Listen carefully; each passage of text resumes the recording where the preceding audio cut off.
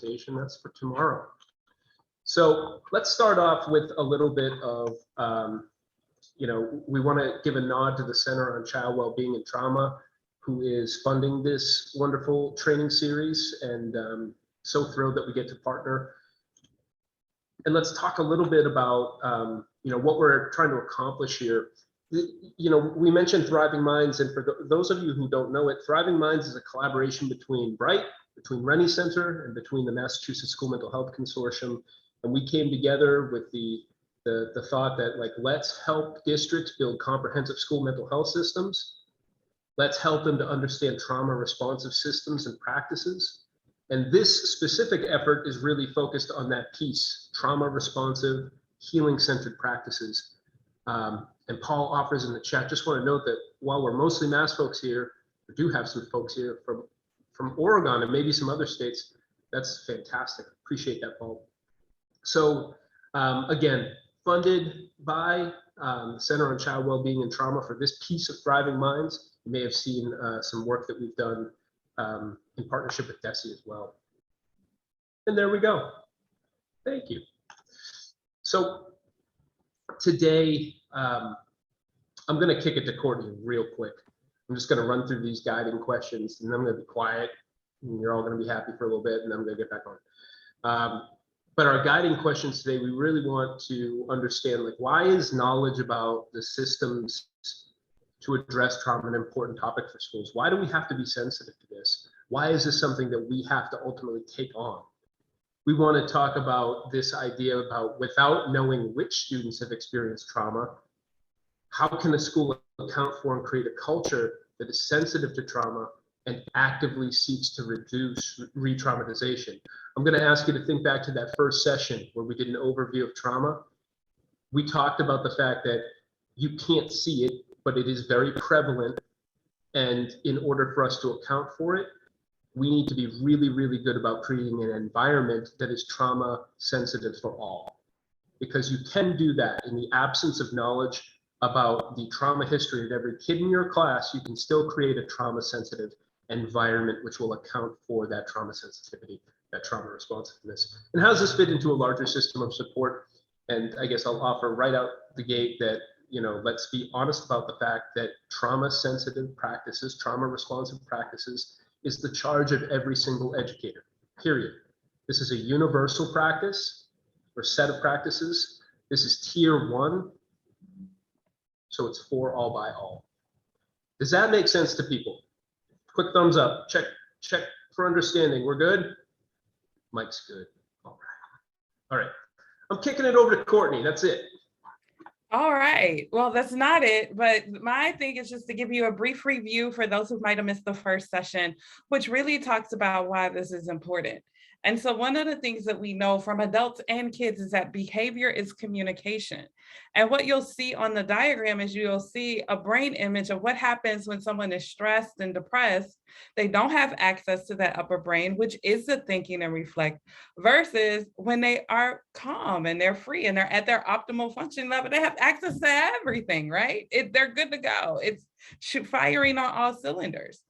And so one of the things we want to know is that when we think about trauma-informed care, we're acknowledging that individuals do well if they can, not if they want to, right? And so trauma directly is impacting the brain, which then impacts the ability of the entire body to function. And so when we're talking about doing something trauma-informed, we're actually talking about how are we attuned and recognizing and actually, as John was gonna say, ushering in optimal functioning, with how we're relating with each other, with how we're talking to students, with how we're engaging with them.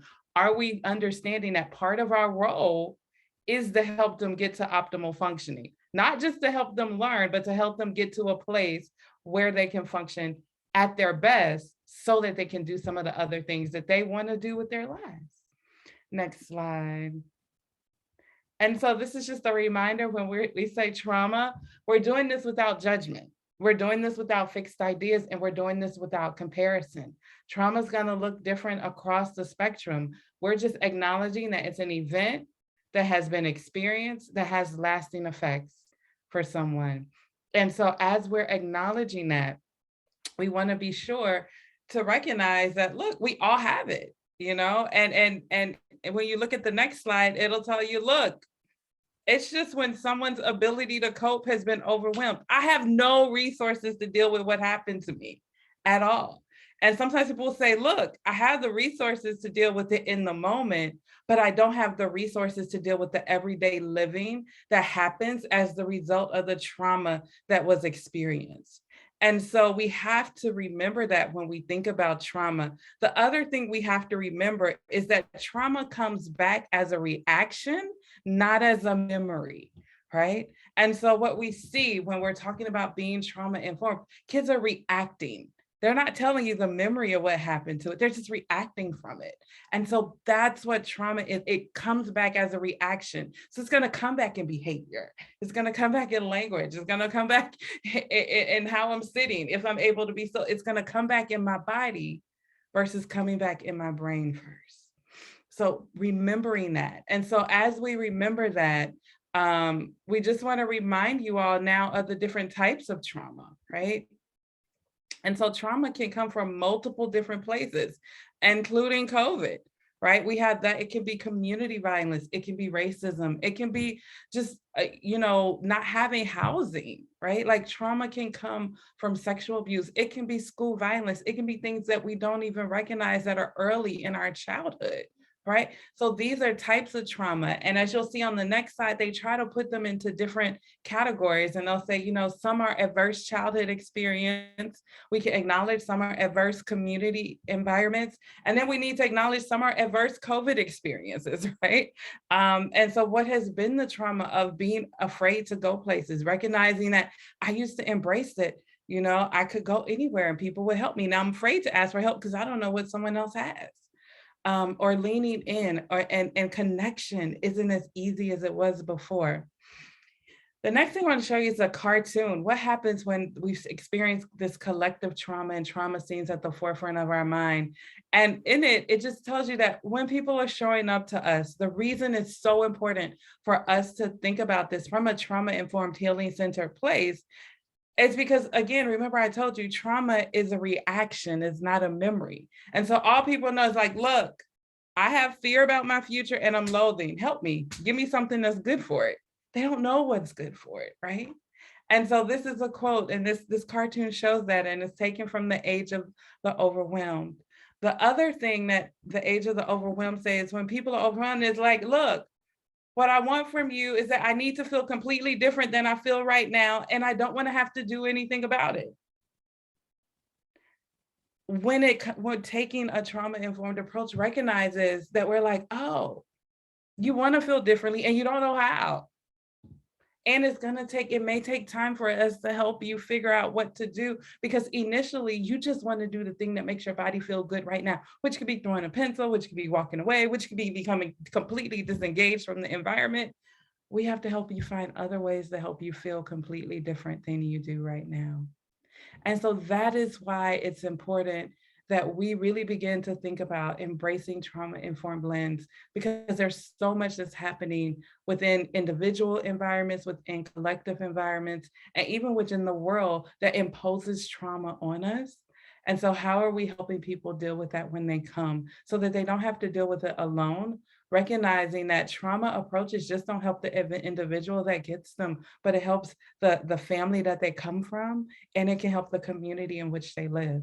So we really believe that addressing trauma is important. And John, I'm going to turn it over to you now. Awesome. Thanks, Courtney. I really appreciate the overview and you definitely outstripped that overview and provided some more info. Super appreciate that. So I feel like it's going to be important for us to ground our discussion in a reflection on that first session. We went over an awful lot of stuff last time related to, what are we really talking about when we're talking about trauma? What is it?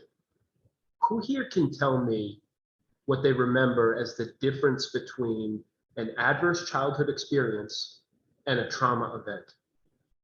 Does anyone remember?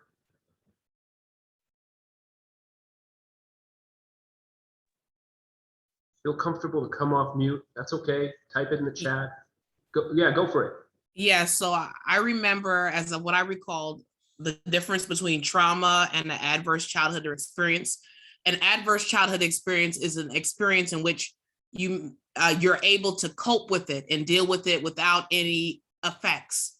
As trauma, on the other hand, you do have some sort of effect. There's some sort of, it affects you physically, mentally, emotionally, and you're not able to cope. Renee, you are so close on that. Yeah, definitely. I think the thing I heard from you that is like the key piece is that lasting adverse effects, right? Like that's in that definition of what a trauma event is. And you picked up on that beautifully. An ACE, an adverse childhood experience, could be a trauma event. It has the potential to be, but without that lasting adverse effect piece, it isn't. So to your point, like an ACE is something that we have potentially coped with, right? We've gotten past it. It still has the potential to be that traumatic event, but it's not necessarily, like we can't count every ACE as a trauma event because we don't yet know if it has that lasting adverse effect. So everyone, Renee is awesome. Thank you, Renee, for chiming in. And she also modeled coming off mute and actually being engaged. So I appreciate that, Renee. Hey, John, it's Gina Khan. Can I also, if just don't call me awesome, but I'd also like to kick in. I feel like that's exactly where we're at. That the ACEs are a set of circumstances that are occurring in life, and some of them are definitely unexpected. And the traumatic element is how one processes. At what point does that event exceed the coping resources?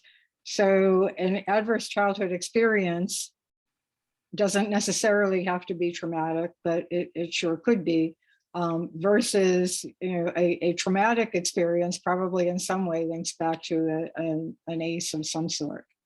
Yeah, we're really talking about like the confluence of all those risk factors, those ACEs, Right. eventually overwhelming our stress response system, which is that, and that's what causes that lasting adverse effect. So I wanted to bring that up because I think it's important that we recognize that they're not the same things, but there's a certain Venn diagram, right, where like certain ACEs will result in trauma, and some, to Renee's point, we're resilient, we cope, we move through, and they don't have those lasting adverse effects. How about this? Who remembers what the stress response system is? Do we remember what that is? Quick show of hands, quick thumbs up if you remember talking about the stress response system. Okay, I'm seeing some people. The idea that we react first, then we think. The idea that this is our brain's alarm system that we use to be able to assess threat, respond accordingly, and then shut down that stress response. Our thinking brain and our emotional brain. Do we remember talking about the difference between our thinking brain and our emotional brain? Give me a thumbs up if you remember that. Okay, great. The thing to remember is, and Courtney hit on this beautifully, it's that difference between volitional behavior and an automatic response. Between choosing to do something and reacting to a stress. Our stress response system is our best attempt at dealing with a potentially damaging situation. And most of the time it works really well. But when we have been traumatized, the threshold for activating that stress response system comes down, and we're more likely to have it kick up in moments when we're not actually in danger. You with me? Good? Okay. Last piece of review. Please remember that our kids who are having a stress response, this is their best attempt at staying safe. This is not, I'm choosing to engage in this behavior because I want to give you a bad, make you have a bad day.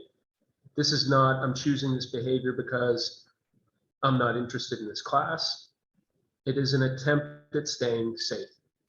And when we frame it like that, it's really hard to think of punishing a kid for trying to stay safe. Gary offers, I remember that a trauma event can cause an individual to become stuck in a fight or flight or freeze response. Gary, well played. Love that. I appreciate you offering that. Okay. So I talked about this very briefly at the outset, this idea that trauma responsiveness is for everybody to do, like it's all our job. It is a universal approach. It's tier one. I don't want to presume that everyone understands tiered systems of support. Who knows what MTSS is? Yes in the chat, no in the chat? Give me a quick yes or no. Read the room. There should be like 80 people typing in the chat feverishly. Lots of yeses. Okay. So you know that universals tier one, it's for all by all. We're all on the hook and it's for everybody. I sometimes do hear these questions when I talk to educators about trauma responsiveness. Well, how can we support students with trauma when we don't know their trauma history? As a review, gotta hit this, right? We create an environment that is trauma responsive and trauma sensitive. Then we don't have to know the trauma history of every kid. What strategies exist that can ensure students are not re-traumatized? We're gonna go through that today. That's gonna be the entire training in the next hour and 7 minutes. And whose responsibility is it to support students who have experienced trauma? You know the answer, right? Everybody, everybody. So let's get into the practices. Before we get into the practices, we need to talk about these. These are the standards of a trauma-sensitive classroom. And I'd ask you to take a hot minute and read through this list.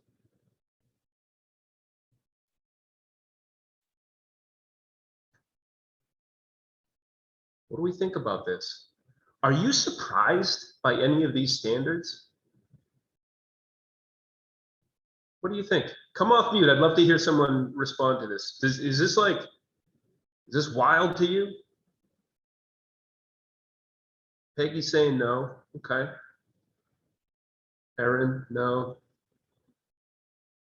Yeah, Jamie, you'll get these slides after. No worries.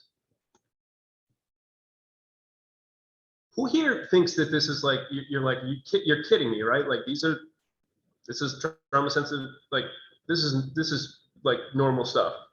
Not surprised, right? Okay. Good.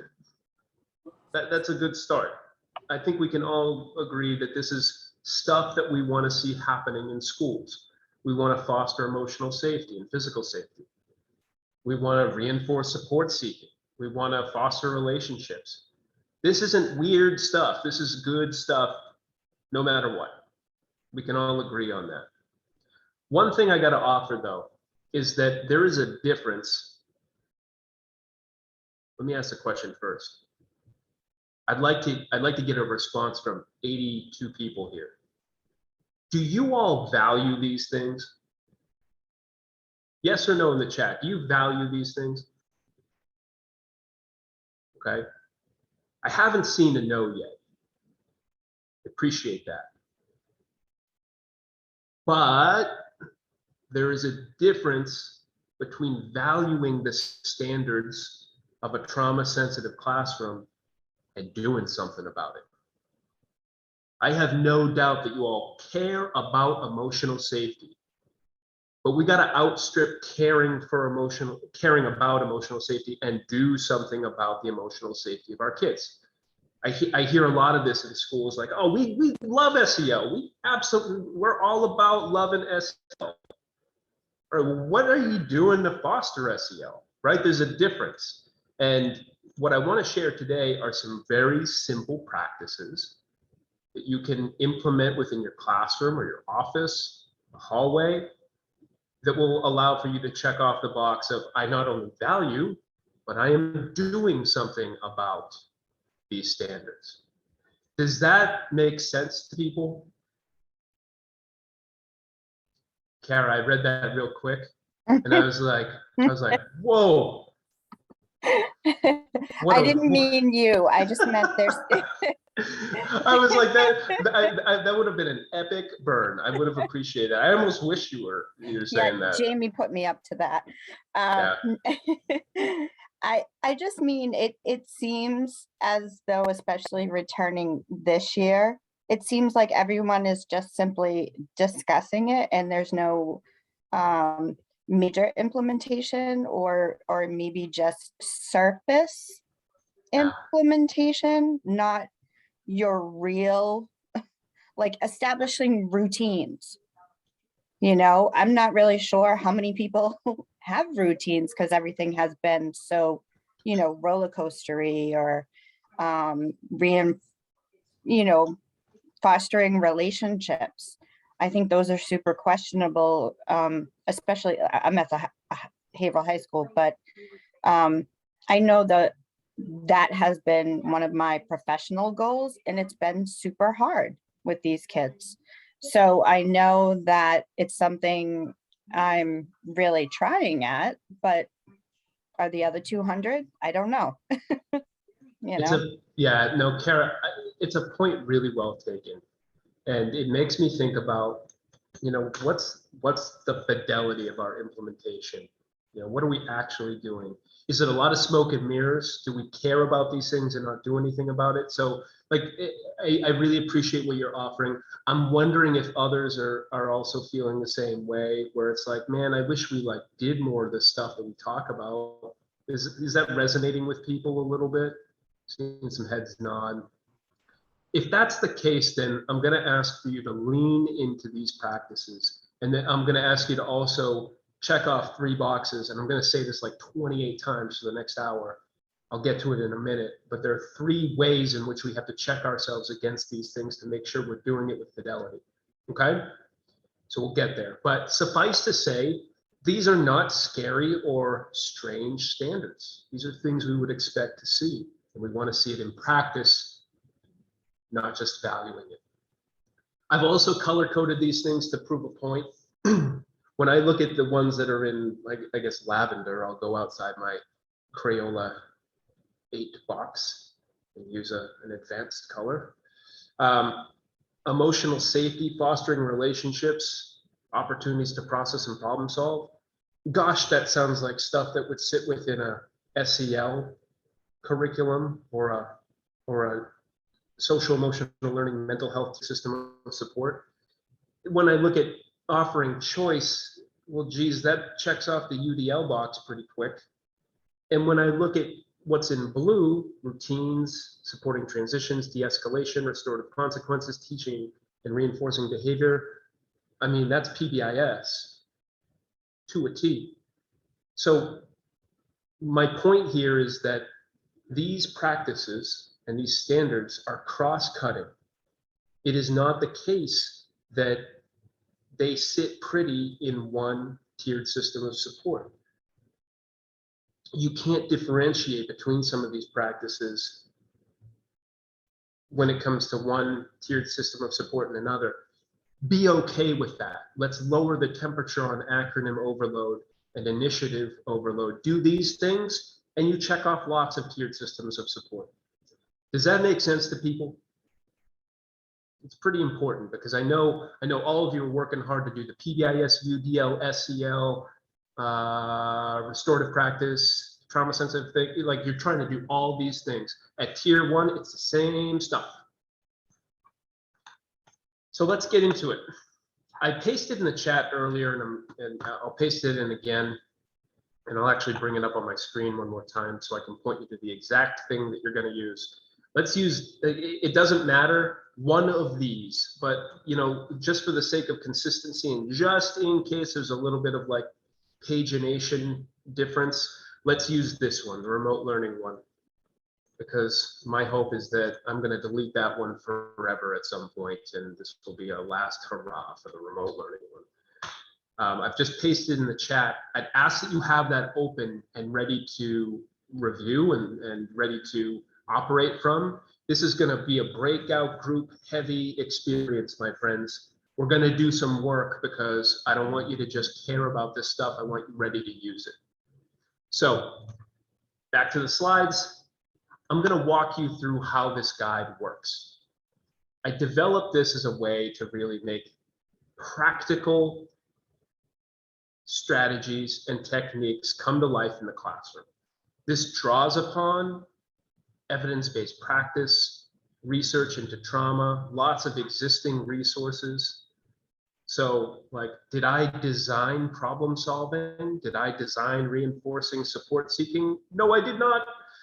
So all this stuff is stolen from the best places. This is not necessary, but the one piece that I will kind of highlight is if you see some language in blue, this was our attempt at adapting this guide to work for remote learning. So you can ignore the blue or you can reflect on it, you can champion it, whatever you want. But at the end of the day, I just want you to know why that's there. And the original language is included in that other guide that I showed you. We're just going to operate from this one because it's the one that's queued up in the slides. So for every single standard of a trauma-sensitive classroom, and again, I'm going to call this out. I'm going to go back and I want to just point out, these are the standards. Okay, I'm going to mention this 28 times. These are the standards. For every one of those, there are 2 pages in this strategy guide. There's this kind of overview page where on the left-hand side for this standard, emotional safety, we justify why it's important. How does trauma impact a student's sense of emotional safety? We're unpacking the reasons why it's going to be important to foster emotional safety in the classroom. So why is this strategy important? On the left-hand side of the first page. On the right-hand side, how can we promote emotional safety in the classroom? These are the strategies that exist to support this standard of a trauma-sensitive classroom. So if I want to foster emotional safety in my classroom, I hope I'm identifying and labeling emotions and feelings, helping students to rate the intensity of their emotions, all these things. Now, I'm going to go to page 2 for emotional safety. We're still within the emotional safety standard. Again, each standard has how many pages? 2. Erin, thank you. There we go. This is the self-reflection tool for this standard. Okay, on the left-hand side, these indicators, it's just this stuff. Okay, it's just the strategies, but we listed them out in a way where you can be like, yep, check, did that, I do that.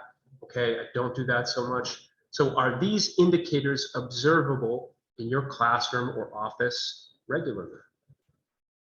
Over here, rate yourself, be honest. This is not going to go well for you if you're like deluding yourself, if you're like lying. This is for your own growth, so be honest. Down here, how is this standard implemented in your classroom? List the ways in which you're killing it with emotional safety right there. And then down here, how can you improve this? What are some things that maybe you need to focus on? Maybe you're identifying and labeling emotions, but you're not having students rate the intensity of those emotions. All right, I'm gonna work on that moving forward. So far, does this make sense? Give me a thumbs up if this makes sense. Okay. How many pages does each standard have? Yeah, you're laughing at me now, but when I put you in the breakout groups, you're gonna be like, oh my God, like, what are we doing? Like, what's on page 2? We're going to get there. So the idea is that we use this guide to understand which strategies exist to foster this each standard of a trauma-sensitive classroom. We use this guide to self-reflect on our implementation of those strategies and techniques and to game plan.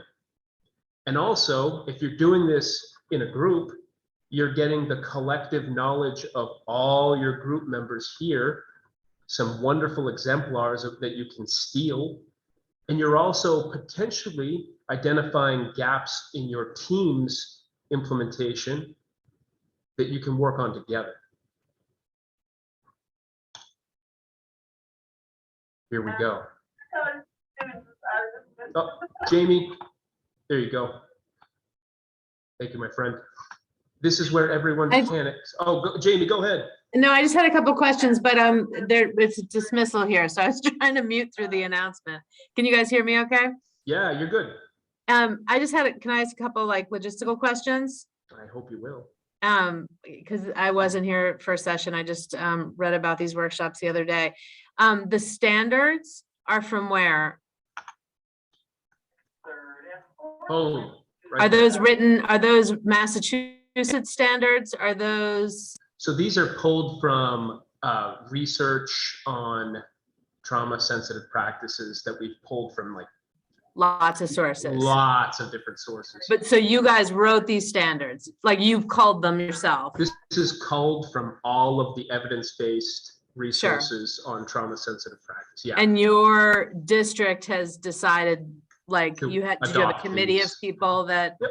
then adopted these? Okay, got it. Yeah. And then the guide with the pages, that second page, the reflection page. Yep. Is that are people filling that out with a grade level team or with a PD coach or just on their own? How is that rolled out? Yeah, I think there's a lot of flexibility in how that rolls out, Jamie. Like can you do it by yourself? 100%. Yeah. Sure. And I think there's value there. Can you do Right. it as a grade level team? I think there's a lot of value there because you're bouncing ideas off each other. Yeah. Again, you're stealing some of the best practices. You're game planning around gaps together. So sure. And then an external PD coach. Yeah, cool. I would love that too. So Or intern, we're- we have internal PD coaches, so yeah, that Yeah. could be a good tool. Okay, thank you. yeah, of course. Yeah, it's so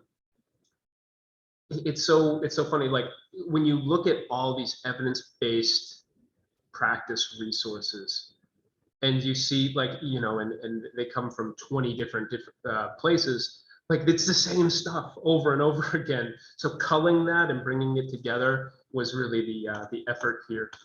So again, we're gonna jump into breakout groups, and this is where everyone panics. They're like, wait, what are we doing? So I'm gonna go real slow.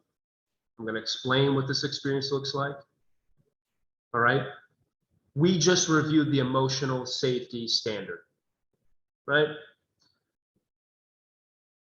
What I want you to do now is I want you to pick another standard from that resource, knowing that every 2 pages will be a new standard and each page is labeled with the standard that you're working on. Okay. You'll be randomly assigned to a breakout group. I do want you to assign a group leader.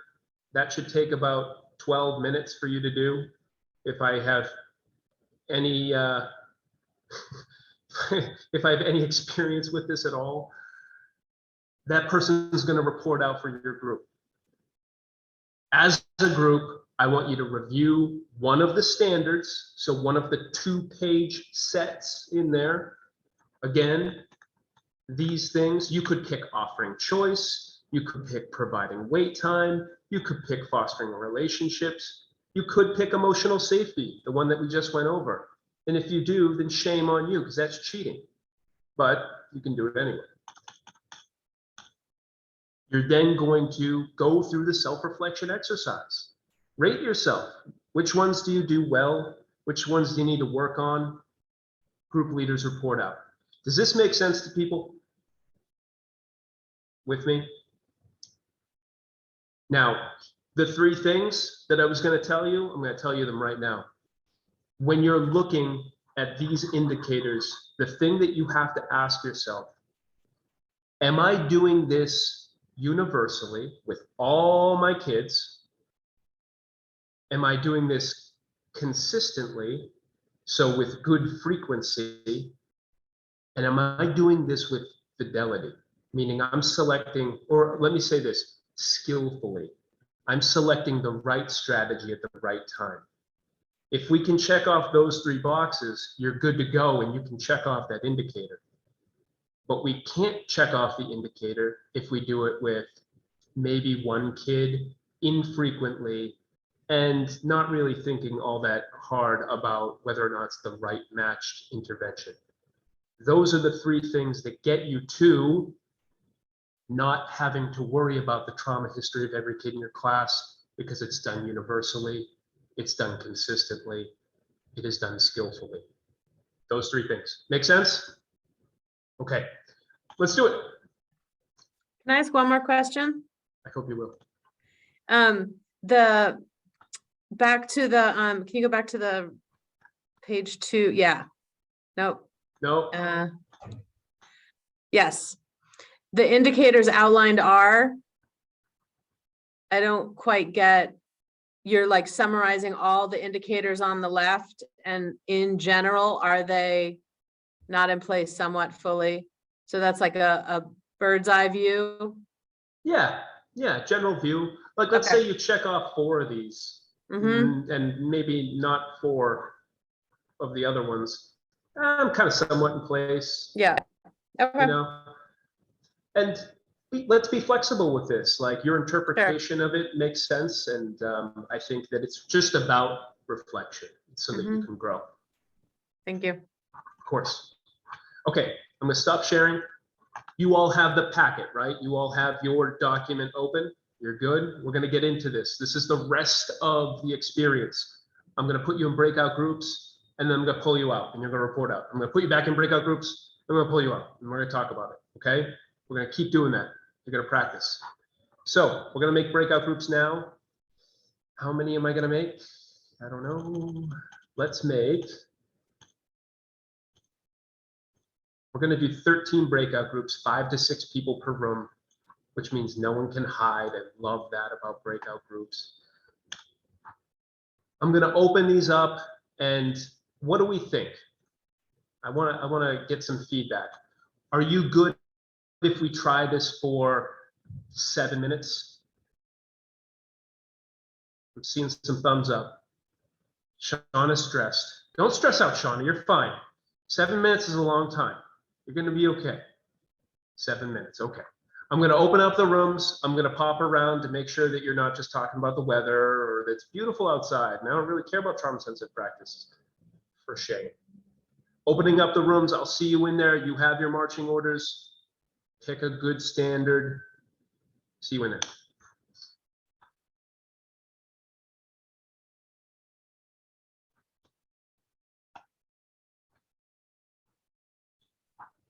Hi, John.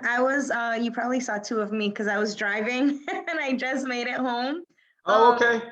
But can you please put me back in like whatever great breakout room I was going to be in?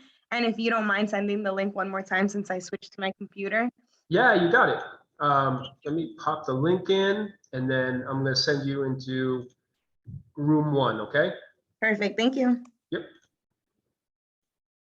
Standard, did you pick, Renee? So the standard that we chose was routines and transitions.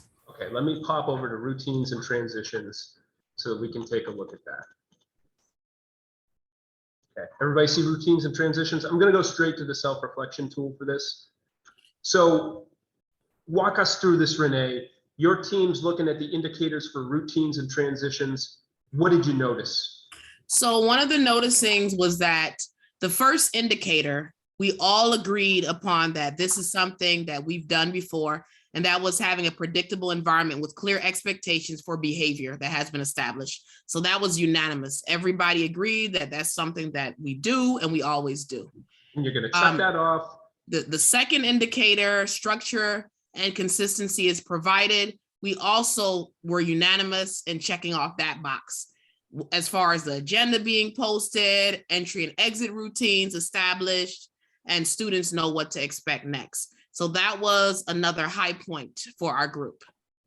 Excellent. When we got to the third one, it kind of got a little bit less than confident in reference to this.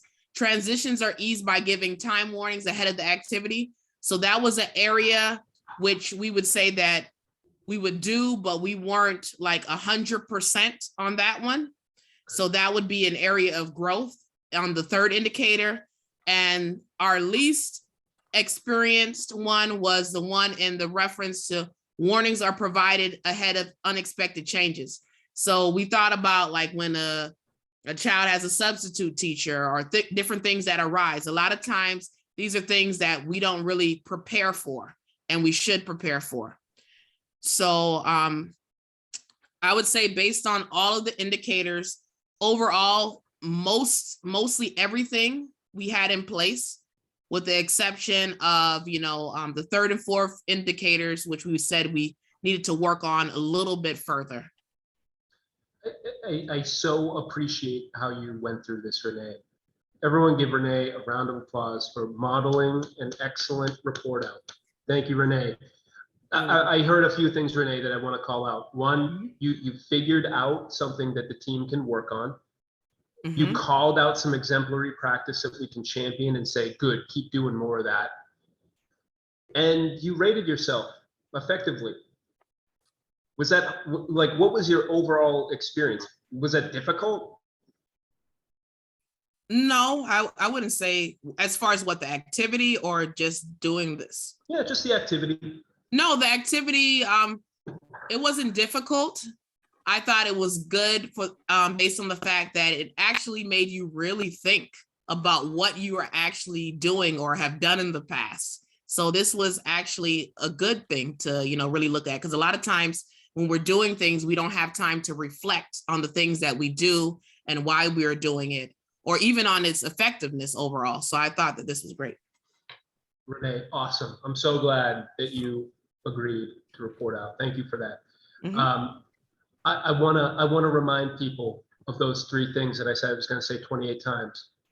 When Renee says that they are put in a predictable environment with clear expectations for behavior in place, that's for all kids, consistently and skillfully, right? Those are the standards. If you're not doing it for all kids consistently and skillfully, you don't get to check the box off. You got to ready up your practice. You got to do it with greater fidelity. Make sense? So Renee did a fantastic job. Renee picked routines and transitions with her team. Who picked a different standard that you want to report out on? Faye, go for it. What did you pick? Oh, you're on mute, Faye. Sorry, teaching and reinforcing clear expectations for behavior. Slide 21, I think it is.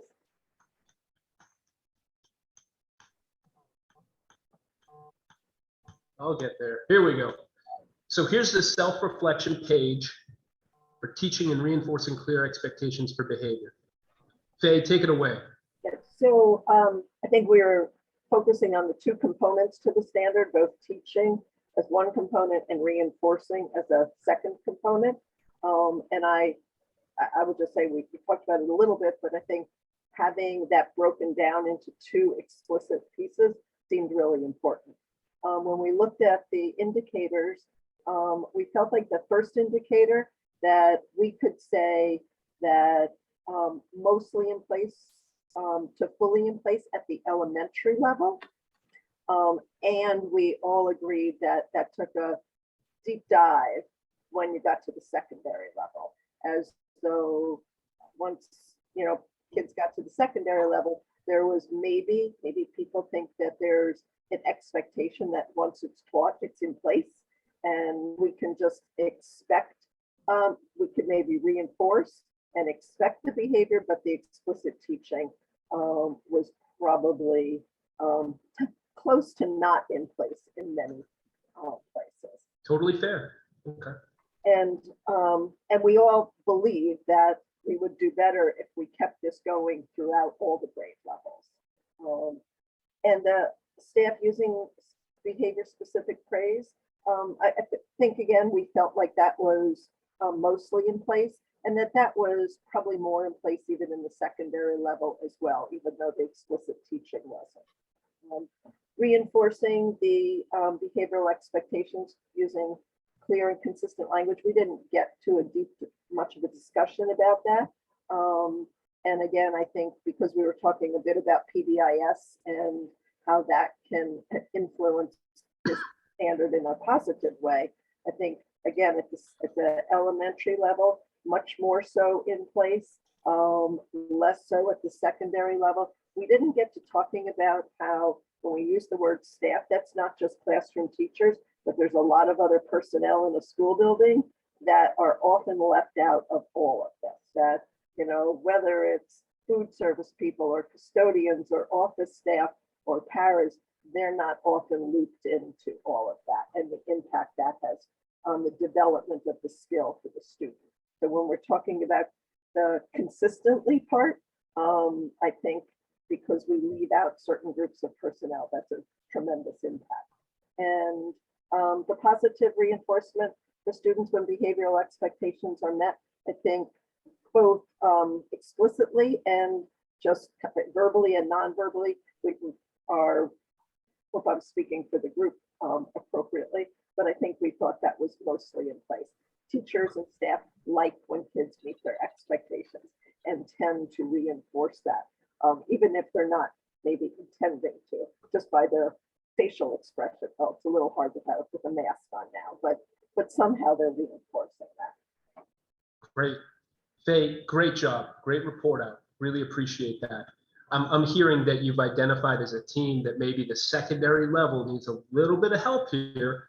We gotta boost that practice there. So that's some targeted PD potentially, but I'm hearing that some bright spots too. I want to remind y'all that you came out, like, you came into this like activity cold, not really knowing what to expect, not knowing what, not knowing perhaps anyone else in your group. And it took you 7 minutes to get to some clear next steps in terms of things that you need to address and some bright spots. Pretty fantastic in a very quick turnaround. So that being said, like what would happen if you dedicated a whole 20 minutes to a discussion about this? My God, you get my point, right? Like you're gonna be able to move through pretty quickly. If you're doing this on your own, you're gonna go even quicker. As long as you don't wax poetic over the language, you're gonna be fine. So rather than, I'm sure there are others that have plenty to report out, but in the interest of time, we've got about a half hour left. I want to get you through this 2 more times, okay? 2 more cycles of this. So I'm going to put you in breakout groups again. We're going to rinse and repeat. Pick a different standard, march through in the same way, review the standard, get your bearings, start to reflect on those indicators. Am I doing this with all kids universally, consistently, and skillfully? You with me? How are we doing? It's 4 o'clock, Thursday before break. You all right? All right. We're gonna get back into it. Breakout group time. You know what you need to do? Do I need to review the fact that there are 2 pages for each standard again? Oh my God, please, 2 pages.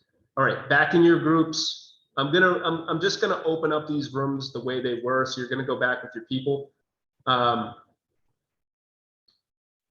Carolina, yes. Carolina, I'll pull you out of your group in a minute, okay? Opening all rooms. I'll see you back here. We're gonna do 7 minutes again, because that worked, all right? Here we go. Carolina, This meeting is being recorded. are we in the other group now? We are back in the main room, friends. You are all violently ripped out of your breakout rooms, as is the case on Zoom every time. Another 7 minutes, another quick experience, but I heard some good stuff. So you tell me, my friends, who's willing to go first? Vicky? Gosh, thanks. Vicky, what standard did y'all pick? We picked fostering relationships, and I believe, yeah, there you go. Yay. There we go. It's right up there. Okay, so we were going through each of the indicators, and we kind of talked about how, doing them universally, consistently, and skillfully. Universally kind of piqued our interest because I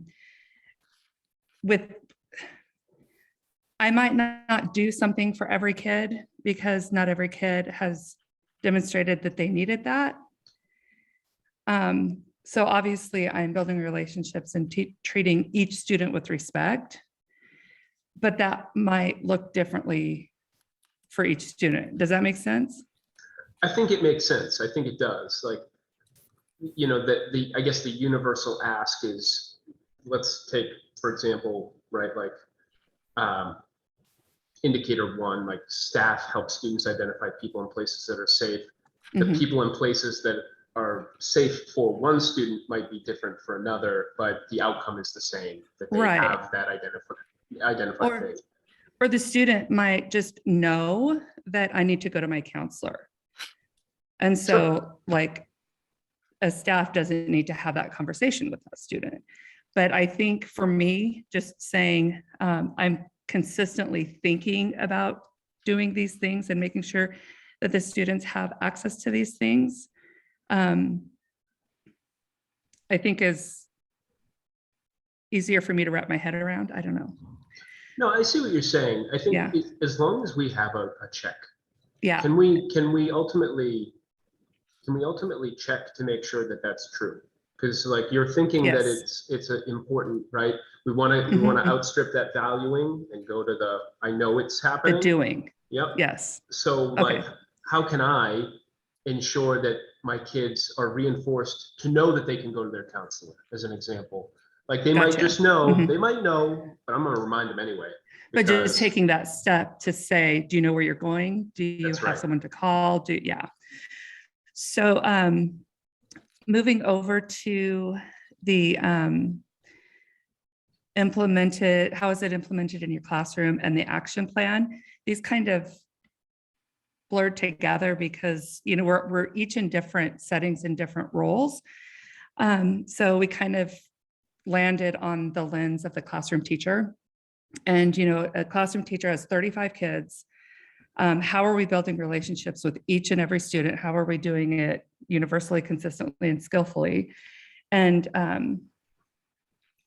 we decided that it's happening in the classrooms as teachers are visiting with kids and asking kids about their weekend and doing those kinds of things. However, the improvement can come with being aware when you're only doing that with kids you have something in common with, and making sure that those relationships and, like you said, following up on the kid who's super quiet, maybe their behaviors aren't catching your attention. So checking in with that kid and saying, you know, determining the needs of that kid and just remembering to include everybody, not just the kids that you see. I think it's a great reflection, because then we're, you know, it's checking off that universal box for me, for sure. Mhm. And it's also a pretty huge need within our schools where we as a field are pretty terrible at identifying students with internalizing concerns. And by that, for those of you who aren't clinically minded, talking about things like anxiety, depression, post-traumatic stress, we're really good at seeing externalizing behavior, really terrible at finding those internalizing concerns. And we don't get to that unless we foster relationships with not just chatty Cathy over here, but our friends who are maybe not so open, who aren't talking all the time, who aren't engaging with us. So going that extra mile. And I appreciate the fact that that's a call out for you. So I guess like one more point of reflection, Vicki, like you got through this in 7 minutes. Do you feel like there are things that have been called out that you're like, yeah, we're doing pretty good here and I want to work on that?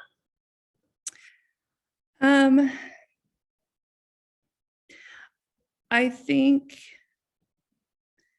for me, and as a group, we didn't get a chance to talk about this, but for me, I think really it's the being thorough and not just the superficial relationship building, but like you said, just taking it that next step and saying, okay, now that we have the relationship, how can we use that? How can I support you? Fair, totally fair.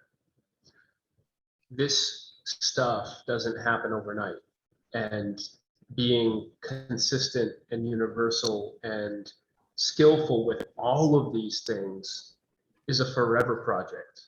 You're always going to have to recheck yourself. You're gonna fall down a little bit when it comes to some of these practices over time. You're gonna have to redouble efforts to like maybe go back and consider ways in which you maybe lost practice but gained it in some other way. So it's a forever process of growing. Vicki did an awesome job of reporting out. Everyone, round of applause for Vicki. Phenomenal. I want to hit pause for a second. I'm recognizing we have 14 minutes left. And I think we've got enough time for a couple more people to report out. But really important to reflect on the fact that we're not going to get through this whole guide in one sitting. It's not going to happen. It's definitely a task that you can take with you. I'm going to recommend a way in which you do that now so that I don't forget. I do think this would be most effective if you did this with like your grade level team or your department, the people that you circle up with all the time, and the people that share your practices and your systems. Sit down, go through this together, steal each other's exemplary practices, and come up with the common things that you want to work on together, an action plan around that. Does that make sense to people? Can you commit to that? Because you're not people that just value this, you're people that do this, right? All right. So that being said, let's get a couple more report outs and let's get home. Who wants to report out for your team? I'm not above calling people out randomly.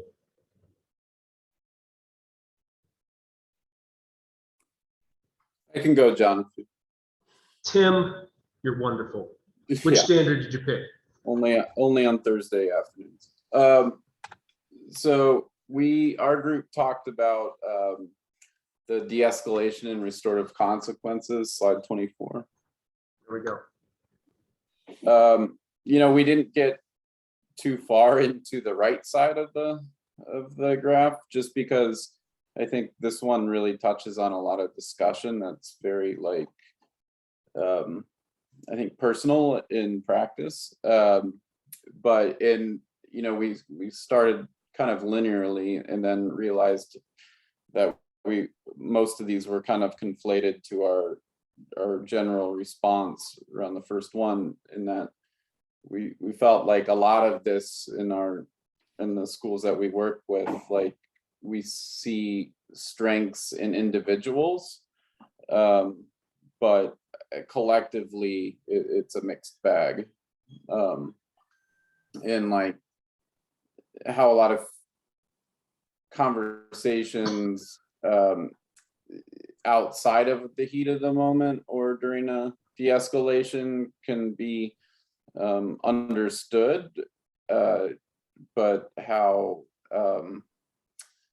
in the heat of the moment people are often relying on kind of like their pre-assumed notions of what behavior communicates, or they're kind of, a lot of personal is transferred into those situations. But that, like certainly people talked about like really like focusing on what active listening means, what empathy means, understanding what is actually like the difference between like consequence and punishment, and how that is not really necessarily addressed as a staff, or not addressed at the macro level very often. So, we had some good conversations, and I think it ranged by school and place, and I don't think anybody was fully in place or and ranged somewhere in the middle, but it felt like it's observed very individually. I think that's a really honest reflection, Tim. This is a tough one, and I think that the educational field has for a long time fostered exclusionary discipline practices, and operant conditioning is the go-to. But that doesn't work. We know from science that doesn't work. If I could, when I look at this indicator, or this standard rather, if I could call out a couple things that are just truths, that if you remember nothing from this session, please remember these things. Emotionally dysregulated kids are not ready for a consequence. They are not ready for discipline. You need to take care of them before you can start to talk about discipline, consequence, outcome. Please, you're gonna make it worse. We unfortunately, and let's honestly reflect here, we sometimes school up kids even more when we intervene, because we're intervening in the wrong way, unfortunately. It's true, we make things worse sometimes. We gotta reflect on that. We gotta be better. Second thing, who here's gotten into a power struggle with a kid and it went really well? Anybody? Anybody ever get into a power struggle with a kid and you're like, man, that worked great, killed it? Don't get into power struggles with kids. It doesn't work. Never do it. That's it. I'm not gonna say anything more about it. Just don't do it. So, Tim, thank you. Really honest reflection. I think Tim deserves a round of applause too. Thank you, Tim. Woo. You got 8 minutes left. Your claps are becoming less enthusiastic. You're getting tired. That's okay. So with that, I think I'd like to just kind of move. This is the activity that I described, where you could ultimately do this in grade level teams. This will be in the, I mean, I think you can figure it out, but this spells out really, what that could look like. I think it's also important that you continue to get buy-in around trauma-sensitive practices by lining it up with these other tiered systems of support. Who here's a PBIS district? Quick show of hands. Got a bunch of you. If people are pushing back on, I don't know if we have time for one more thing. Well, we're already doing PBIS, and trauma-sensitive practices are very much aligned with that, so it's okay. We can do this too. Same with SEL. Here are the critical takeaways I hope you will leave with, other than the fact that you're not supposed to get into power struggles with kids. We can't assume we know what our students have experienced. We talked about that last time. We're aware of the prevalence rates. We know there are kids in our classes that are incredibly traumatized, that have had these experiences. We don't see them. They don't come with a folder that says, this is my trauma history. Knowing that, we have to create a trauma-sensitive environment for all. How do we do that? We do these practices. How do we do these practices? Universally, consistently, skillfully. There is a major difference between volitional behavior and the stress response of an individual who has been traumatized. Please be empathic, be patient, be kind, be understanding. Recognize that this is the kid's best attempt at staying safe. We do need to understand the function of the behavior. Some behavior is volitional. Many behaviors are stress response. Slow it down, process, problem solve, gather more info, take the time. Don't spool up a kid because you're being impatient, because you want resolution, because you want them to do the thing. To Courtney's amazing point at the beginning of this, kids will do the thing you want them to do when they can. Sometimes they need the skill and the practice to be able to get to that point where they can. And lastly, and the thing that I hope you will leave with, is don't just value this stuff. Don't be a fan of trauma-sensitive practice. Be a purveyor of trauma-sensitive practice. Do the thing. Don't just care about it. Caring about it never changed a thing for a kid. Fair? My friends, we're 5 minutes early.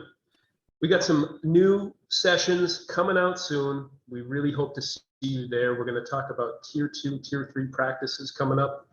We're going to talk about teaming and screaming.